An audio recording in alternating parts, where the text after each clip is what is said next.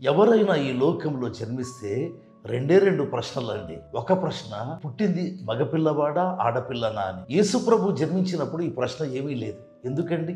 ఆయన తల్లి గర్భములో ప్రవేశించక మునిపే ఇదిగో నీ గర్భమున ఒక కుమారుడు పుడతాడు అని దేవదూత చెప్పాడు. ఈ లోకంలోని ఈ ప్రశ్న ప్రభువుకు చెల్లదండి. రెండవ ప్రశ్న, జన్మించాడు కదా, అలాగైతే సాధారణమైన ప్రసవమా లేకపోతే ఏదైనా ఆపరేషనా అని ఆ ప్రశ్న లేదండి.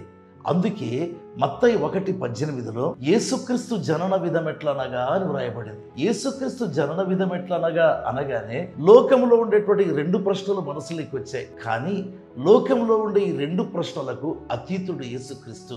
ఏ విషయంలోనైనా ప్రభు యేసు అతీతుడే, అందరికంటే పైనున్న వాడే.